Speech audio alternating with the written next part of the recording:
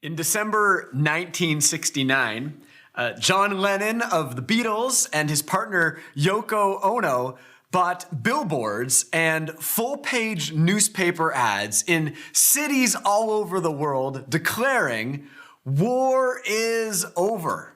Exclamation point. Then underneath saying, "If you want it."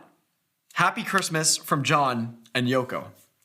Then 2 years later, days before Christmas 1971, John Lennon released his now famous Christmas song, Happy Xmas, War is Over, beginning with the familiar line, "So this is Christmas."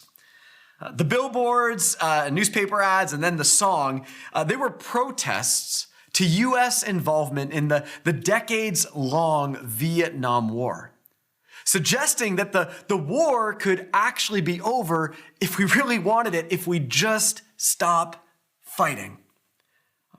It's a beautiful ideal. It's a wonderful dream, but it makes you wonder, is the dream of war being over, if we really wanted it, and if we just stopped fighting, is it nothing more than a dream? Because the heavy truth is we live in a world built on war. Behind every border is the story of a battle. You know, from the wars going on currently around our world to the world wars, Cold Wars, Civil Wars, Revolutionary Wars, 100 Years Wars, and the list goes on and on. To the point of feeling like we have to accept that this is just how it is. In fact, even when you read the Bible, conflict, violence, and even war appear to be at the center of the story.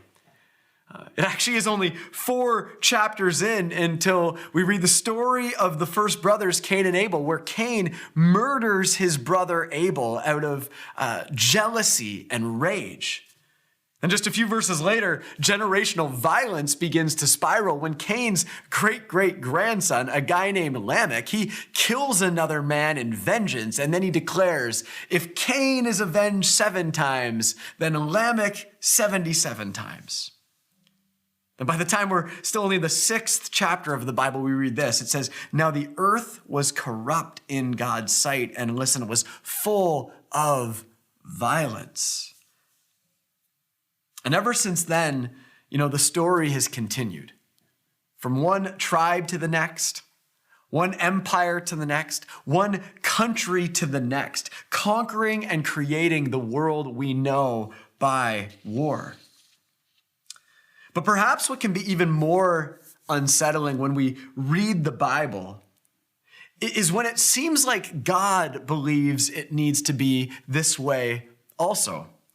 Listen to what the writer of Leviticus described as God's instruction to Israel regarding revenge and payback. In Leviticus 24, it says, anyone who takes the life of a human being is to be put to death. Anyone who takes the life of someone's animal must make restitution, life for life. Anyone who injures their neighbor is to be injured in the same manner, fracture for fracture, eye for eye, tooth for tooth.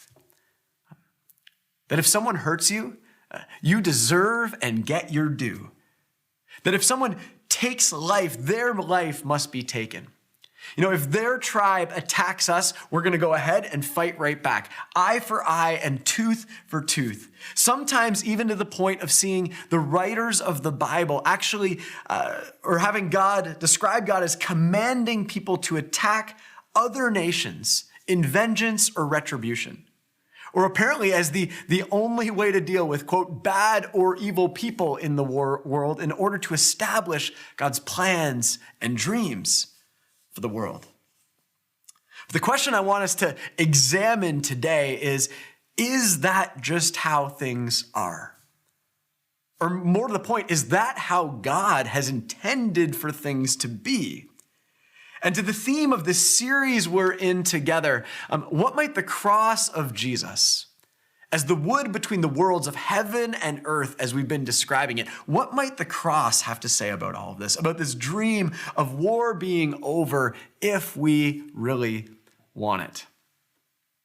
Well, as you continue your way through the story of the Bible toward the cross, But still, long before Jesus ever arrived on the scene, it turns out that John Lennon wasn't the only dreamer.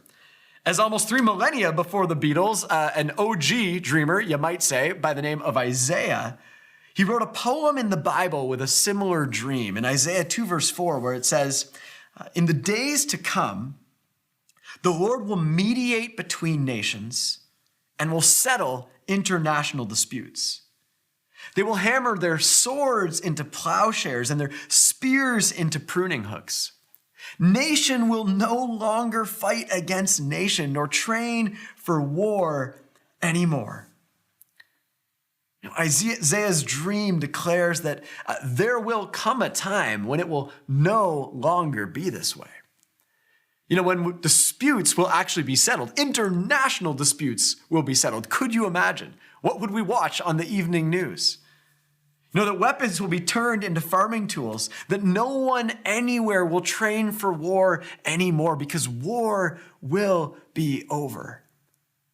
And Isaiah says that the Lord, that God will make this possible. God will make this happen. But it leaves us with the question of when and how. And is this simply God's dream for some distant future? Or is there a way to live toward this dream in the here and now, in our lives today, if we really want it? Well, to that end, enter Jesus of Nazareth in the first century.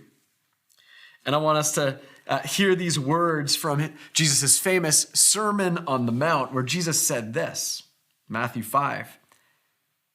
He said, "You have heard that it was said, eye for eye and tooth for tooth. But I tell you, do not resist an evil person. If anyone slaps you on the right cheek, turn to them the other cheek also. And if anyone wants to sue you and take your shirt, hand over your coat as well.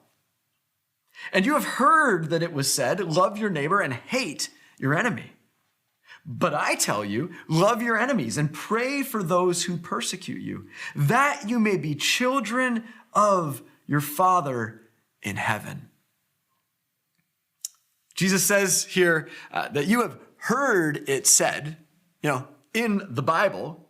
But then it says, but I tell you. Now, also in the Bible. So what's going on here? Is this the same Bible? Because I thought Leviticus was clear that, the punishment must fit the crime.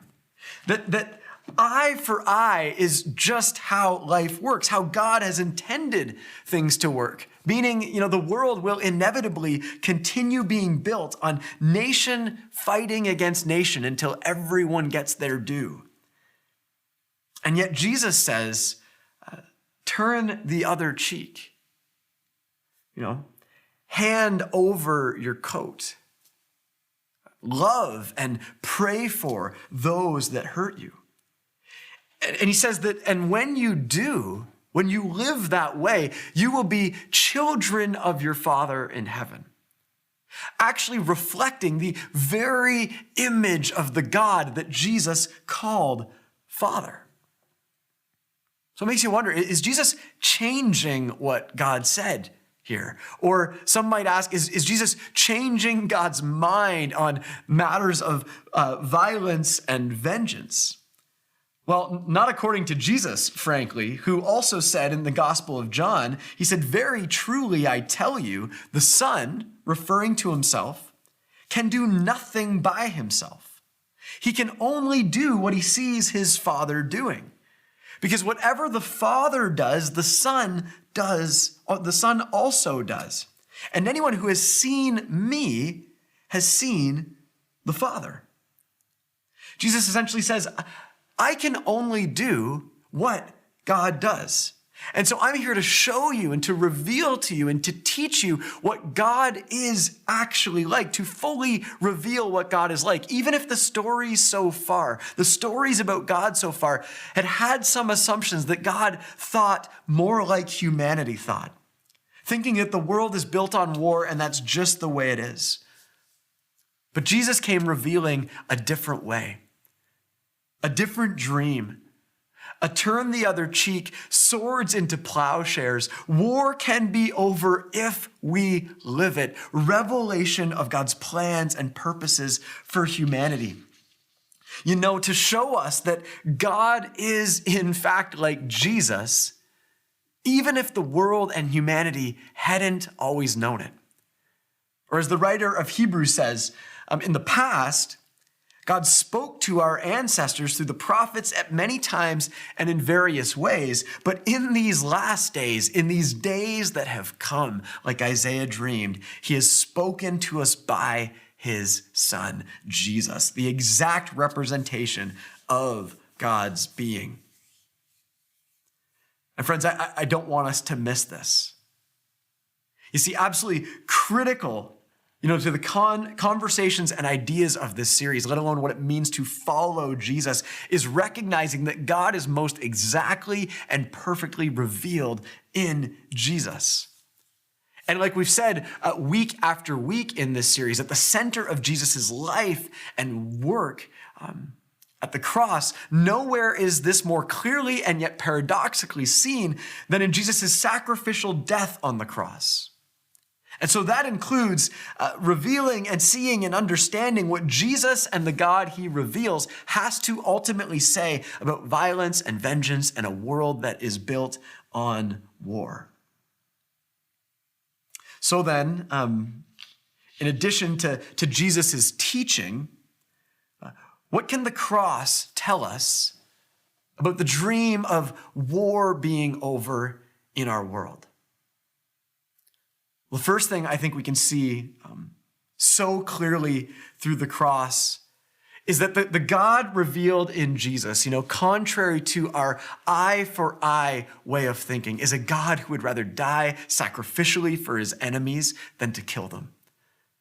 That through what Jesus did in laying down his life on the cross, we see that God would rather die for his enemies than kill them. And the Apostle Paul described the good news of Jesus just like that in Romans 5, when he wrote about it this way, saying, while we were God's enemies, we were reconciled to God through the death of his Son. That Jesus died in order to reconcile humanity to God.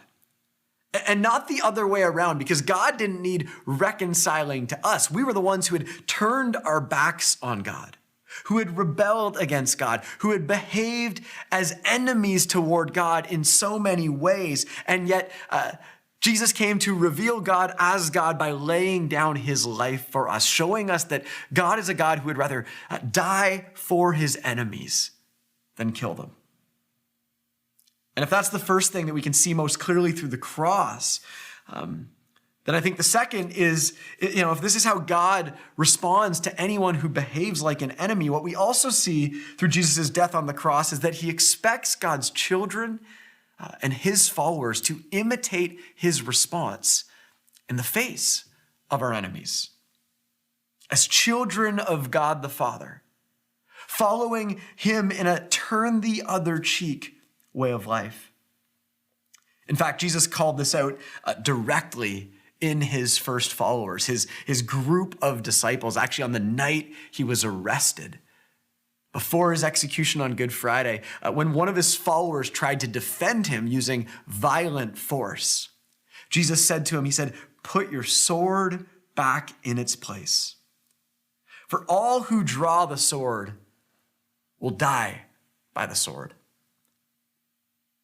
That not only was Jesus calling his followers to a different response, but he was desperate to help them see that when we respond in kind with violence, we only keep the cycle of violence in circulation. We perpetuate the system and cycle of violence in our world. Or as Gandhi once said, an eye for an eye makes the whole world blind.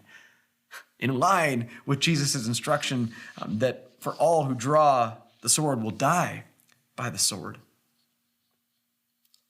So friends, if this is what Jesus taught, and if this is what we can see revealed through Jesus' sacrifice on the cross, enemy-loving sacrificial death on the cross, then what does all of this mean for us today? How can we apply this to our lives today, when it comes to conflict or grudges in our lives, feelings around payback or revenge or violence or even war in our world?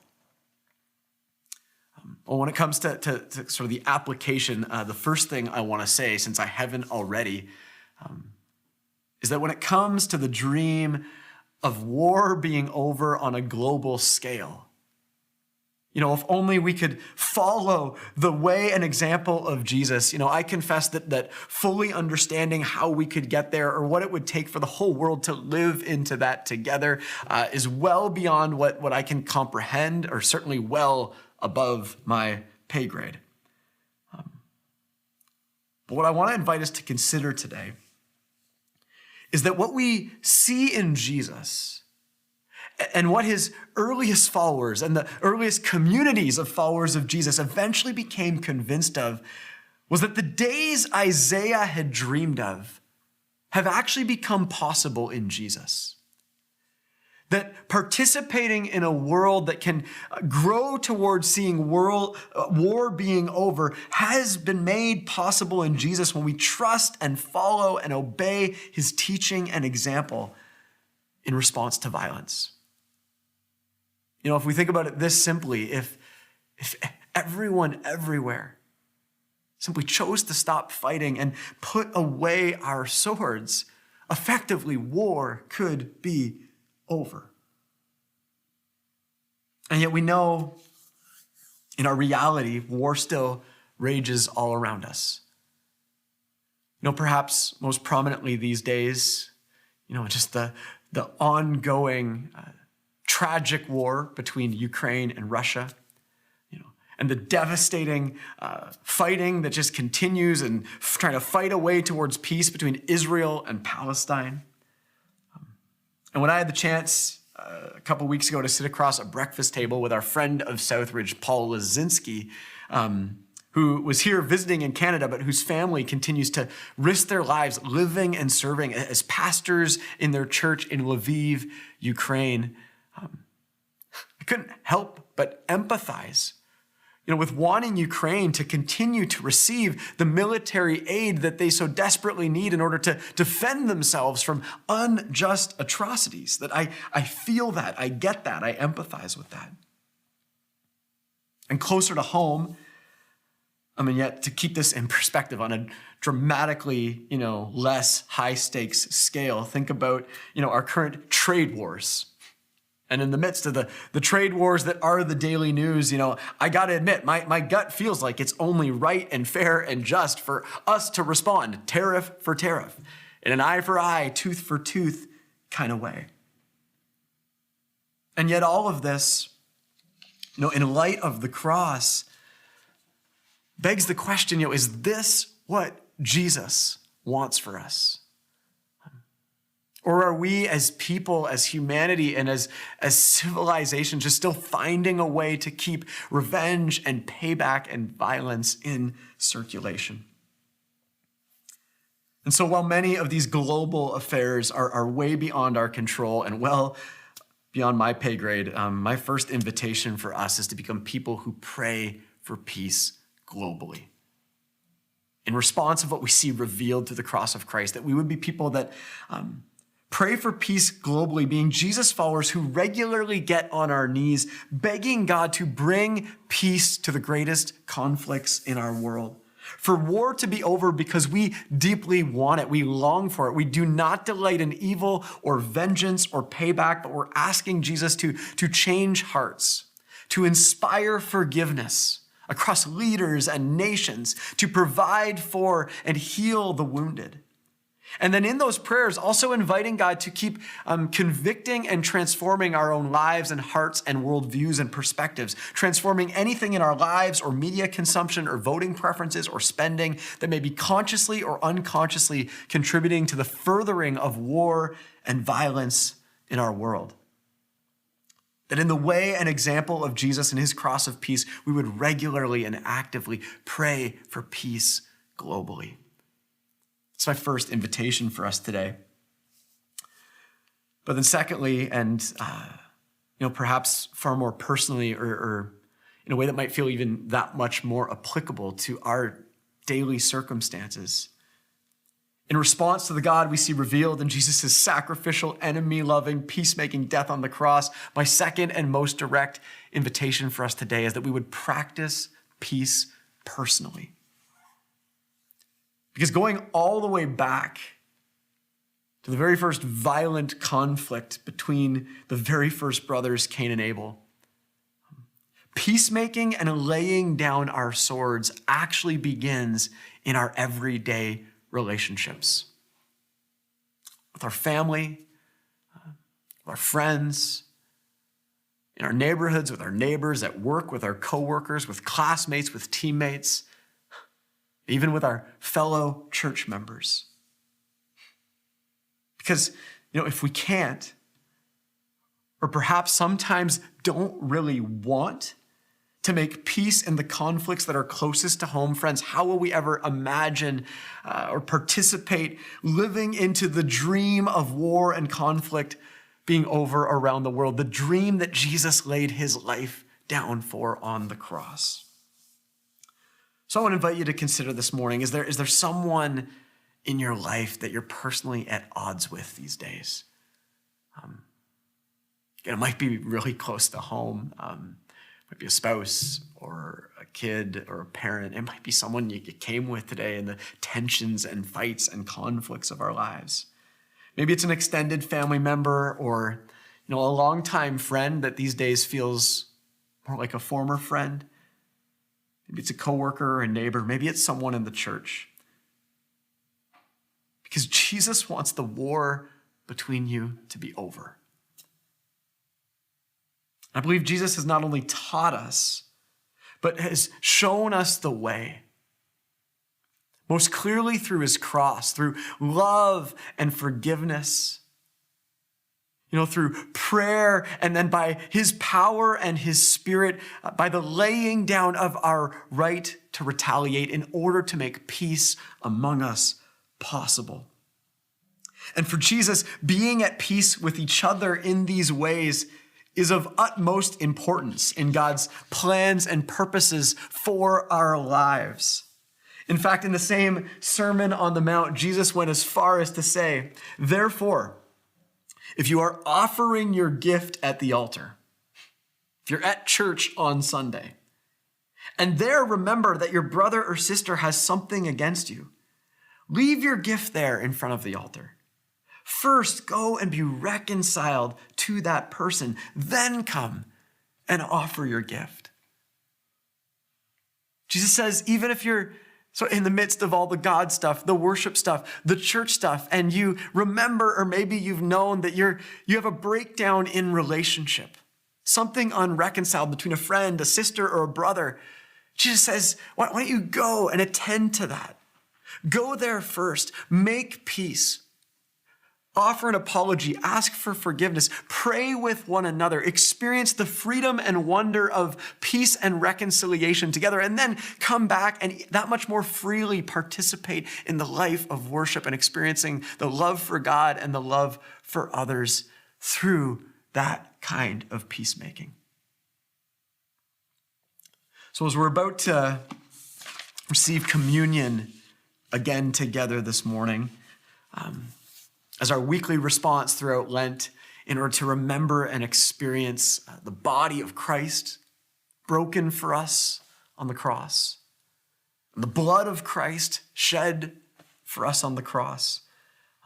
But before we do, I want to invite you to just consider a step of peacemaking you could take with maybe a sister or brother in your life these days. That if there's someone that you're not currently at peace with, as far as it depends on you, because of Jesus' dream for our wars to be over, I invite you to consider, what step could you take, maybe even right now, to follow him in that dream, perhaps before we even receive communion together. Maybe this is as close to home as someone you came with or someone you're sitting near. And if you need just a quiet conversation, an apology or forgiveness, or maybe to extend a hug in some way. Or perhaps you need to just send a text to somebody to say, I'm sorry, or invite them to a coffee and just some more conversation to seek to pursue a more fuller reconciliation together. You can have a moment to do that. I'm going to give us a moment to do that. Or at the very least, and frankly, it's not really the least because this is super significant. Maybe you just need a moment to pray, to close your eyes and quiet your heart, and ask Jesus to help show you the way to peace, show you that he is the way to peace. Maybe you need to pray for somebody else, someone that feels like an enemy right now. Maybe you need to pray for just a situation near your life of others that are in conflict. You want to pray for peace. But that we would be people that are seeking to become peacemakers in trusting and following Jesus, laying down our lives for the sake of one another as the way for war to be over, and seeing that that's what Jesus so lovingly wants for us and what he laid down his life for. So I'll invite our communion servers and our band to come forward in each of our locations. And before I pray to kind of wrap up, I want to give us just a quiet moment. And for you to use it for whatever step of peace might be on your heart. Again, if you need just a brief, quiet conversation, or you want to get your phone out and send that text, or you just need to close your eyes right now and have some moments to pray for peace, I want to give us a moment to just invite Jesus to help us grow and transform into peacemakers in our world, so that together we can become people who show the world that because of Jesus, and because of what he's done for us on the cross, war among us can be over if we want it. So have a quiet moment now, and then I will say a prayer, and then we'll be invited in our locations to come forward and receive communion.